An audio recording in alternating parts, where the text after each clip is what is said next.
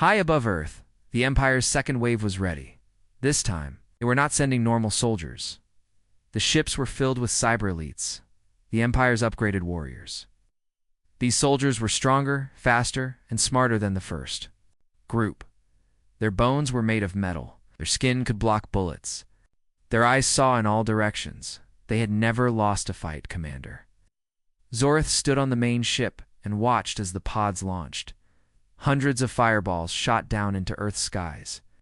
The target: multiple warden zones, cities, jungles, even deserts. This time, Zorith said, we take the planet piece by piece. But deep under the mountains of Alaska, General Reyes was already watching. They're not learning, he said. Good. Beside him, 6 wardens stood ready. Each wore a black and silver armored suit. Each had no name, only a number. Warden 5, a woman with lightning-fast reflexes, stepped forward. Permission to engage, sir? Reyes nodded. Make it loud. The first battle happened in a ruined city in northern Canada. Tall buildings were broken from old human wars. It was the perfect trap. The Empire's cyberelites landed in perfect formation. They scanned for enemies. No signs then. A voice came through the wind, soft, mocking. You upgraded your soldiers. So did we. Warden 6 dropped from the top of a building like a shadow. He landed on 2 Empire elites and crushed them before they could react. Sparks flew. Metal arms ripped off. The others opened fire. Green plasma shots lit up the ruins. But the warden moved like smoke. 1 shot, 1 kill. No hesitation. He jumped, rolled, sliced, and crushed. A cyberelite tried to speak. What are you? Warden 6's voice was flat. I'm what your empire forgot to prepare for. In the desert zone of Egypt, 3 more pods landed. Sand flew everywhere. Cyberelites stepped out with scanners. The heat didn't slow them down, but neither. Did it stop Warden 5? She moved between the sand dunes like a ghost, using old tunnels and forgotten ruins. She picked them off one by one. Explosives, knives, traps, at the end. Only 1 Empire soldier remained. He dropped his weapon. Please, don't. She walked up to him slowly, her helmet reflecting the sun. Mercy is a weakness we can't afford. By the end of the day, 92 Empire soldiers were dead, not captured, not injured, dead. Only 1 message was sent back. To Commander Zorith, they are not soldiers, they are weapons. Zorith stared at the report, his face pale, his officers silent. He turned to his science commander. What are these wardens? Why didn't we know about them? She replied. They don't use normal tech. No energy signatures, no records, no open transmissions. Then how do they fight? She showed a short video clip stolen from one of the destroyed pods.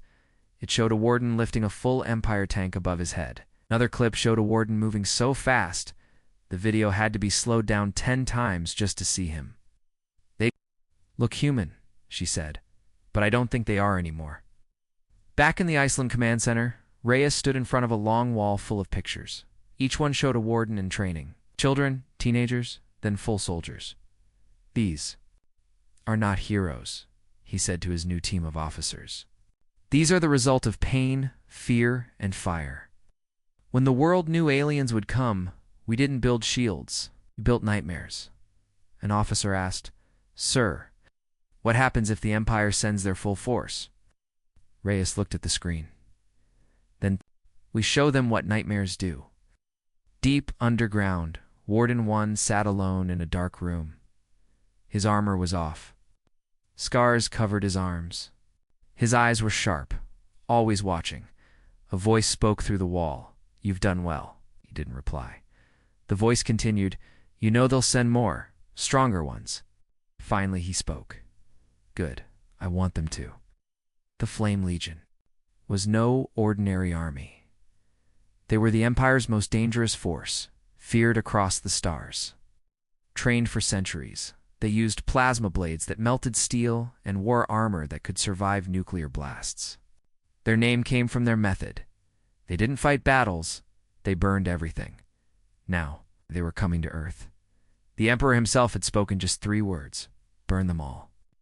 thousands of dropships launched from the Empire's war fleet.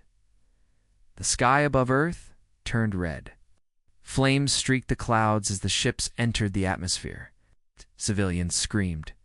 Alarms rang in every major city, but Earth was ready, in a hidden command center beneath Tokyo. General Reyes stood calm.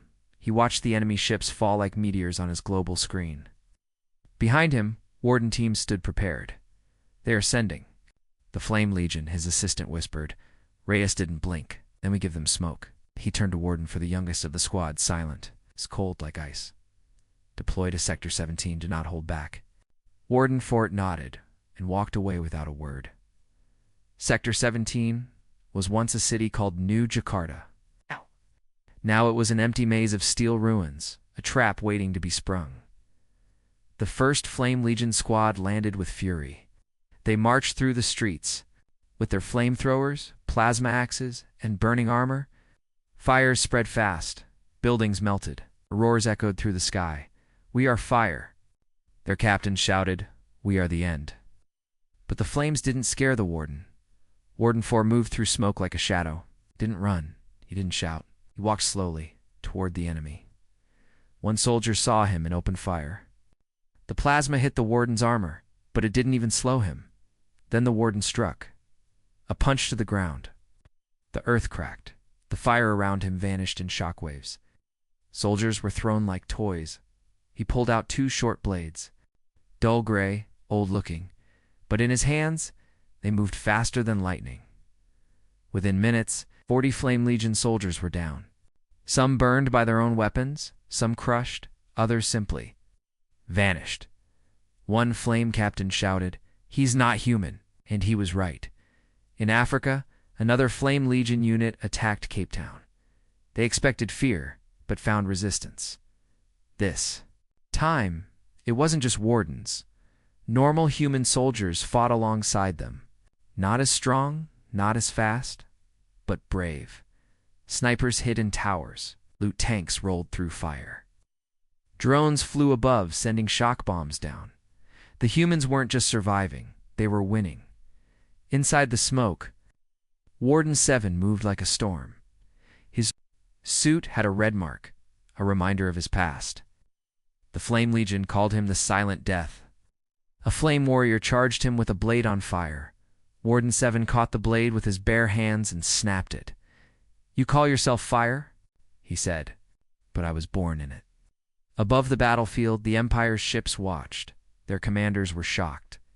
"How are they doing this?" one officer asked. "How are they fighting flame with flesh?" But Zorith knew, they're not flesh. Not anymore. They're what happens when humans choose war.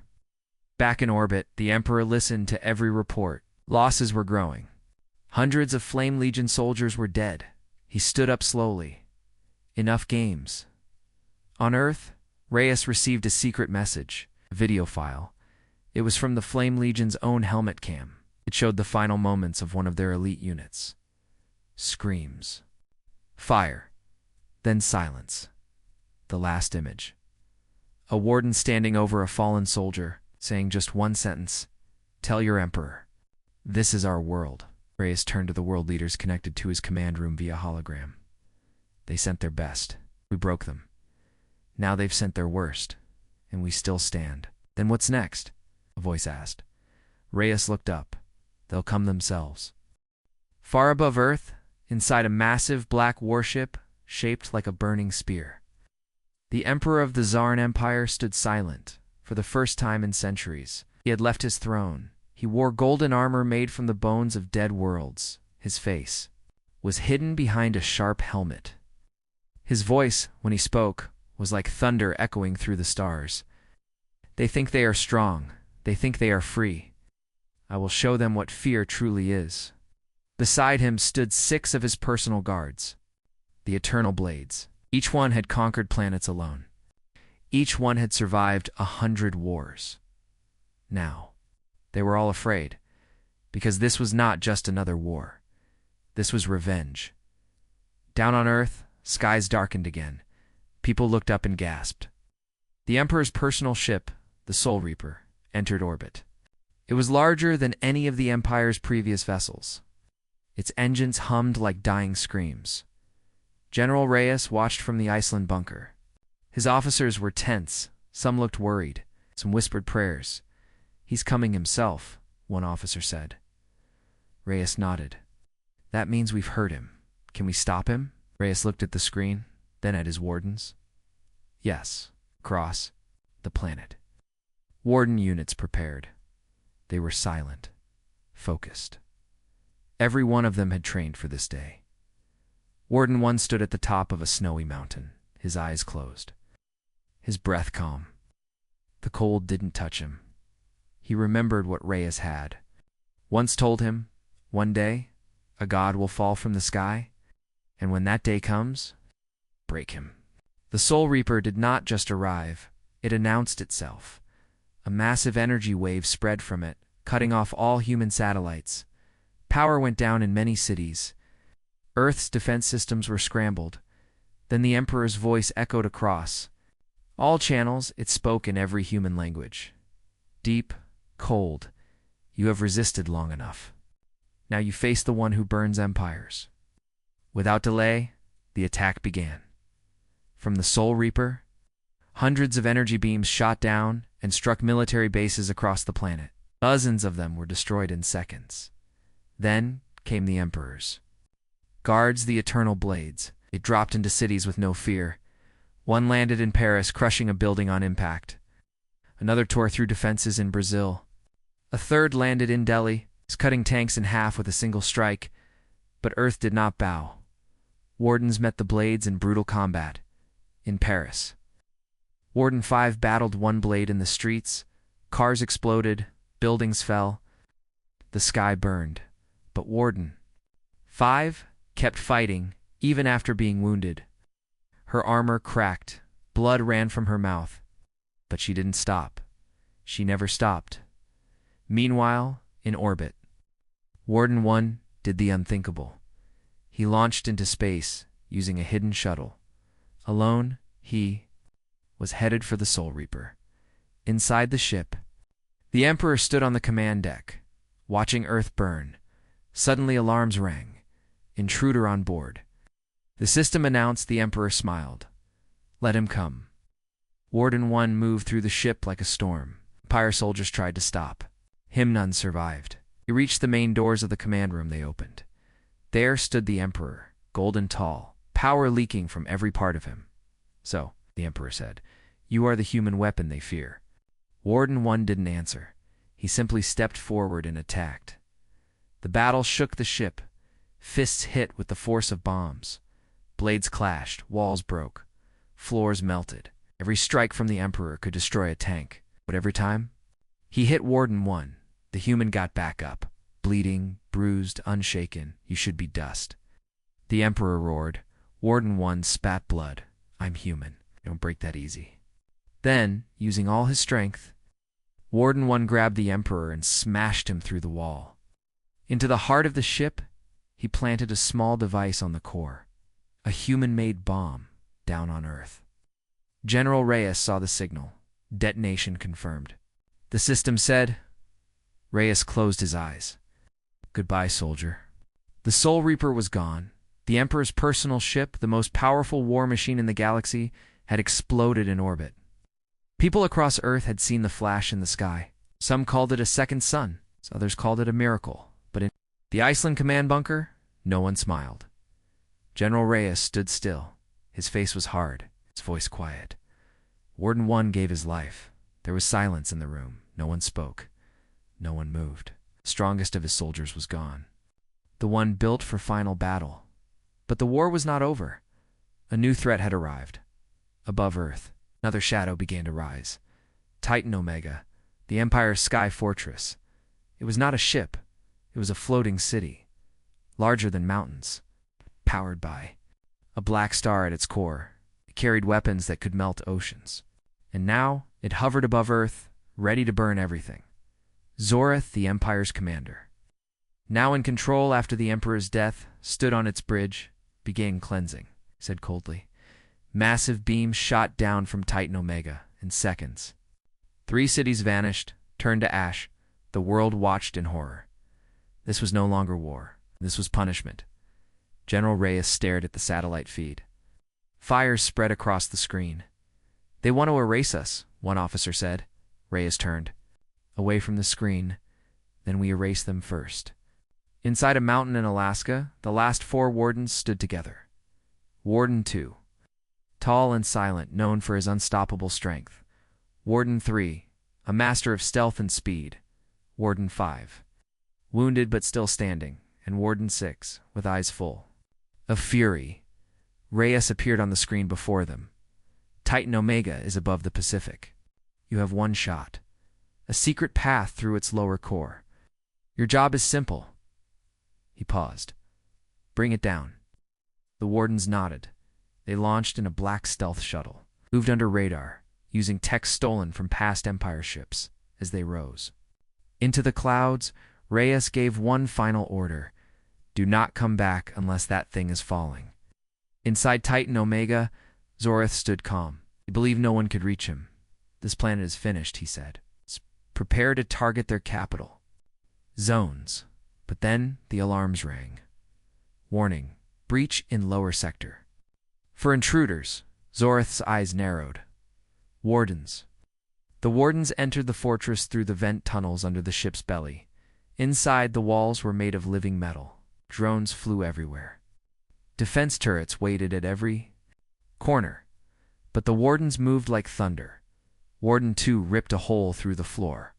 Warden 3 vanished and reappeared behind enemies before they could scream. Warden 6 used an energy blade, burning his way through walls. Warden 5, though, still hurt, held off waves of guards buying time. Zorith watched their progress on the screen. They are not soldiers, he whispered. They are Earth's revenge. He pressed a button. Activate the star core. Deep inside Titan Omega, the heart of the ship began to glow red. The black star, the energy source, began to overload. Zorith was making a choice.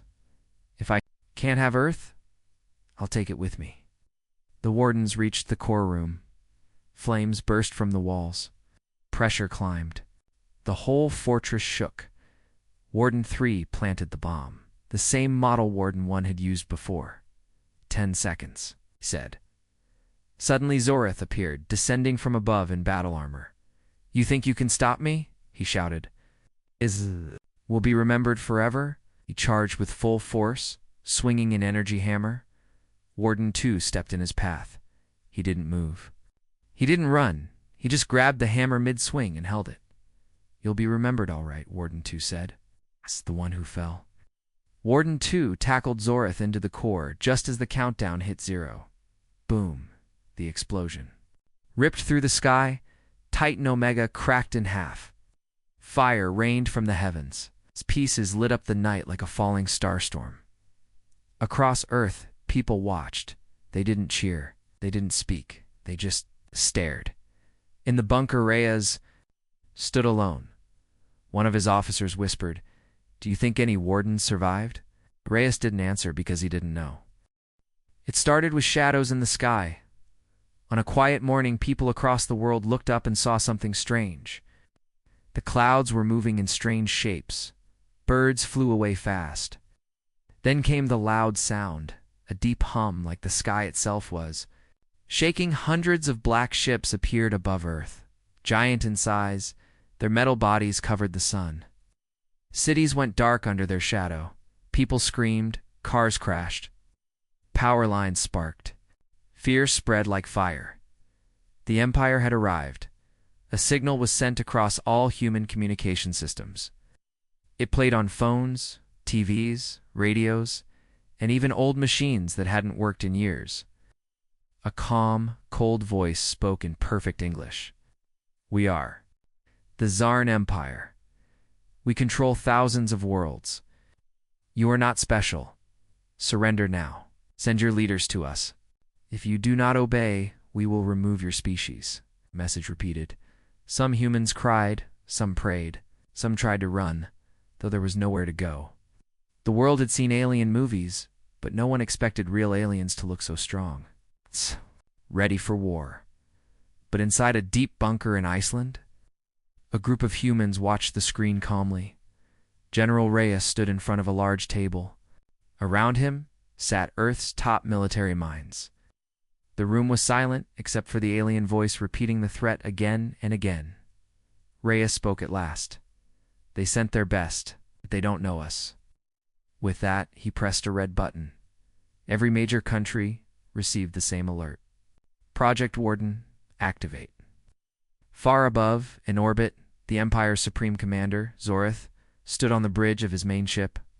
He looked down at Earth with cold, golden eyes. The soldiers stood like statues behind him. "Send the Prime Legion," he said.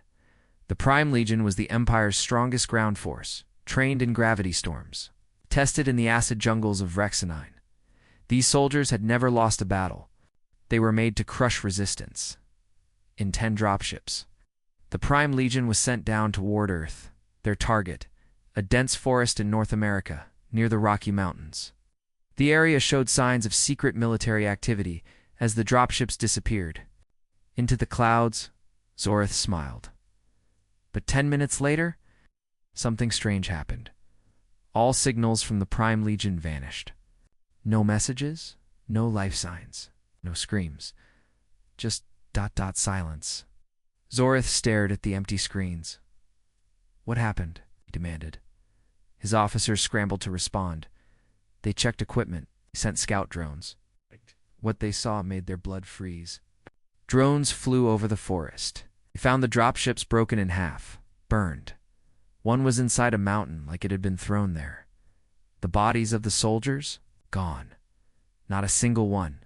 Only weapons, blood, and shattered armor. But not a single corpse. Then a sound came through the open channel. It was a human voice. Calm, confident. "Tell your emperor.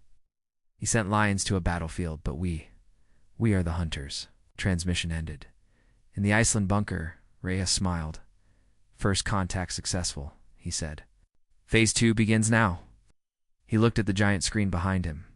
10 red dots blinked slowly on a world map. Each dot was a warden, one of Earth's secret super soldiers. They had trained for this moment. Born in the darkest labs. Tested. In silent wars no one ever knew about. One officer asked, "Sir, what do we do if they send more?" Reyes looked at him. "Then we break more of them." In orbit, the Empire's ships began to move. Hundreds more. Thousands. The invasion had truly begun. But Earth was no longer the planet they thought it was. The forest was quiet. Too quiet. Smoke still rose from the trees where the Empire's dropships had crashed. The ground was black and broken. Trees were cut in half, as if something huge had moved through them. But there were no signs of a battle. No bodies, no weapons in use, no fire from guns, just silence. High above. In orbit, the Empire's commander, Zorith, watched the live drone feed. His sharp eyes narrowed. Prime Legion had landed here. Only an hour ago, they were supposed to take control of the area in minutes, but now, ... They were gone, completely. "Send in the drones," Zorith ordered. 3 small scout drones flew down from the Empire's ship. They moved fast, their cameras scanning every tree, every rock, every shadow. At first, they saw nothing. Then, one drone picked up movement. A helmet. It was an Empire helmet, lying cracked on the forest floor. The drone moved closer and scanned. Blood inside. No head. Zorith leaned forward.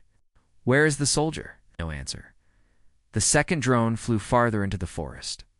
It found the first dropship. Its side had been torn open, like claws had ripped through. There were no signs of heavy weapons. Inside the ship, the drone found scratches on the walls. Not laser burns, claw marks. Deep, sharp, as if something had climbed inside and hunted. Zorith's voice was cold. "Are there wild beasts on this?" "Planet," one officer replied. "None that can destroy an entire elite unit in minutes, Commander." The third drone flew low, scanning the tree line. Suddenly, the screen turned black. The drone was gone. "No signal?" Zorith asked. The officer's face turned pale. "Destroyed, sir. No warning." It was just taken. Then came the voice. Again, same calm human voice across the open channel. Your soldiers screamed, "Commander," but only once.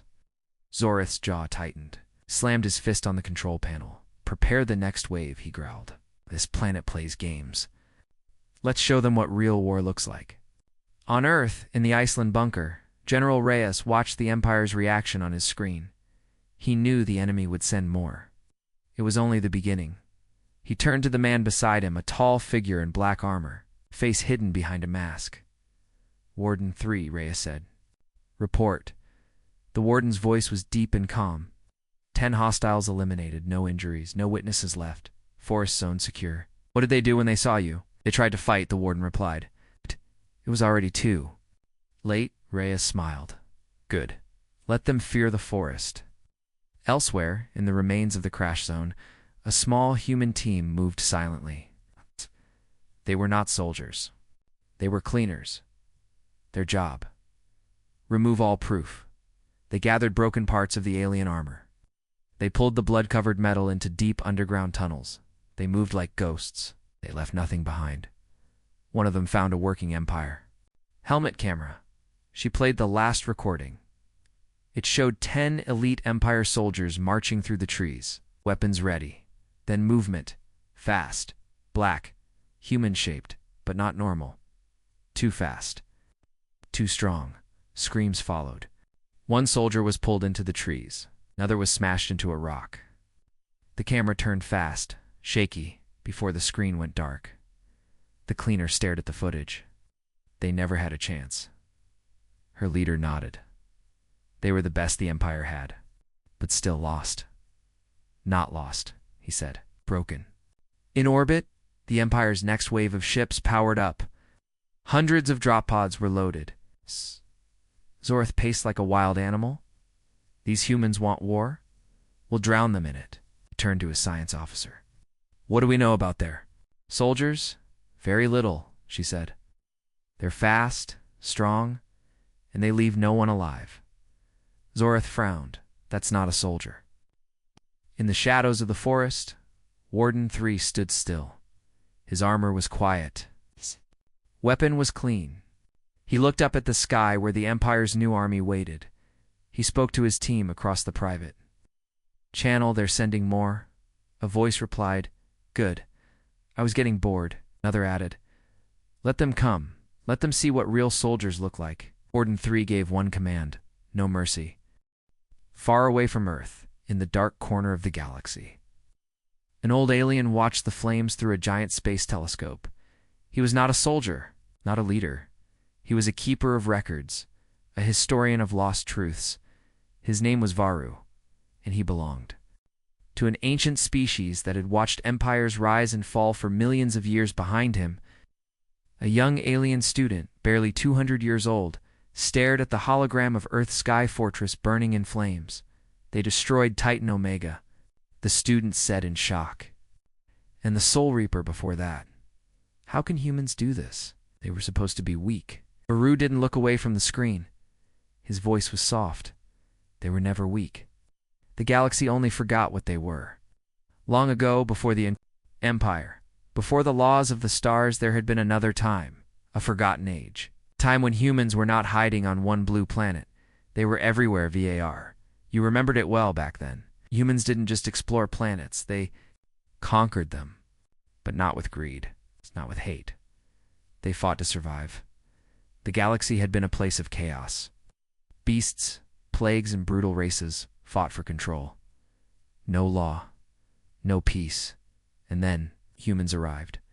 Not with golden ships, not with peace flags, but with fire, steel, and purpose. They burned across space like a storm. Every world that threatened them crushed. Every empire that tried to enslave them erased. The other species called them the Red Wave, because wherever they went, the sky turned. Red Dot, the young student, stared at Varu. But then, what happened? Why did they stop? Varu closed his eyes. They disappeared. Disappeared one day. They simply left. Their armies, their fleets, their colonies, all gone. Vanished. Some say they fought something too big. Others say they got tired of war. No one knows, but Earth remained. Yes, a single planet. Silent, forgotten, left behind. Maybe hidden. Back on Earth, the fires had stopped. Cities were broken, but life still moved. People cried. People rebuilt. People remembered the ones they lost. In the Iceland bunker, General Reyes stood in front of a memorial wall. It now had more names, including Warden 1, Warden 2, and Warden 5. They gave everything. Said behind him Warden 3 and Warden 6 stood silent. They were alive, barely. Their armor was damaged, their faces pale. But their eyes sharp. We did what we had to, Warden 6 said. No, Reyes replied. You did what no one thought possible. But even as the planet healed, something else had begun. Across the galaxy, news of the Empire's defeat spread fast. In the halls of old rulers, fear returned. In the minds of tyrants, old memories rose. And in faraway systems, small species whispered. A name they had not spoken in 1,000 years. Humans. Some called them monsters, others called them saviors. But all agreed on one thing. They were back in the Keeper's library. Varu opened a hidden vault. Inside it were old files. Illegal texts, forgotten history, buried truth. He pulled out a glowing scroll and handed it to his student. Read this. The scroll showed ancient drawings, humans with glowing eyes, strange weapons, an armor that moved like it was alive. They stood above the ruins of alien empires. One image showed them standing in front of a burning star. Another showed their symbol, a broken chain. The student looked up. They were gods. Varu shook his head. No, worse. He pointed at Earth. They were humans with a reason to fight. Back in orbit, the last Empire ship drifted, powerless. A human signal reached it. Only 3 words. War is over. Inside the Empire ship. The surviving commander stared at the message. His hands shook. He sent a response. We understand. We surrender. But Earth didn't reply. Humanity was not looking for surrender. They were looking forward. In a quiet lab in the Arctic, Rhea stood before a giant steel door. Behind it was something even the wardens didn't know about. He spoke to the AI beside him. Status, the AI replied. Subject 0 has awakened. Rhea stared at the door. Then the galaxy is not ready. The war was over. Titan Omega had fallen. The Emperor was gone. The Empire's remaining forces had either surrendered or escaped into deep space. Earth stood scarred but undefeated. Cities had burned. Oceans had boiled. Millions had died. But still, the humans stood. Not with celebration, not with parades, but with silence. Because victory had a cost, and humanity would never forget it in the ruins of what was once Tokyo. People gathered in the streets. Children helped clean debris. Old men cooked food for soldiers. Nurses treated wounded from both Earth and the stars. Above them, giant screen flickered to life. General Reyes appeared, tired, older, but standing tall. This is not a message of war, he said. This is a message of warning. The feed was being broadcast across space, to every planet, every species, every ruler. No one could stop it. It wasn't a threat, it was a truth, Reyes continued, his voice steady. For a long time, you looked at Earth and saw weakness, a small blue world, forgotten species, a primitive race. You were wrong. Sent your armies. You sent your best. You sent your worst. And we broke them. In the far corners of space, leaders watched the screen. Some leaned back in fear. Others leaned forward in awe. On the throne world of the fallen empire, the new acting rulers sat in silence. None spoke, because what could they say? Reyes looked into the camera. We are not looking for revenge. We will not invade your homes. We will not burn your skies. But if you come for us again, he paused. We will become the thing your nightmares are made of. On a small planet in the Zarni sector, a young alien asked his father, why are the humans so dangerous? The father replied, "Because they don't fight for power." He pointed to the sky. "They fight when they have something to protect." Back on Earth, in a quiet hospital room, Warden 6 sat beside the bed of Warden 3, who was still healing. Both had lost friends, family, brothers in arms. Warden 6 stared out the window at the damaged city. "They'll come again," he said. Warden 3 nodded weakly. "Let them." Far below the Earth's surface, in a sealed chamber, Reyes stood in front of the giant steel door once more. The AI spoke. "Subject 0 is stable, conscious, awaiting orders." Behind that door was the first warden, prototype, the one who had never been released. Reyes spoke without looking at the AI. "Let him sleep. For now, in the stars, many races now feared Earth. But some were inspired on a peaceful moon." A small group of rebels played the message from Reyes again and again. One said they fought giants and won. "Maybe we can too." Another said they showed us how. Across the galaxy, the name human. Change no longer a joke, no longer a question mark. Now it was a warning, a myth, a legend reborn. On Earth, children painted pictures of wardens in their classrooms. They didn't see monsters, they saw protectors, heroes who stood up when no one else could dot, and though most of the world would never know their names, they would always be remembered. High in orbit, satellites rebooted. One of them began broadcasting a simple signal into space. It wasn't encrypted, it wasn't complex. Just a voice calm, clear and human, to all who hear this. "We are still here, we are still watching, and we are ready." On a distant starship, a curious alien child stared at the Earth through a telescope. "They're so small," he whispered. The old captain beside him replied, "Yes, but they shook the galaxy."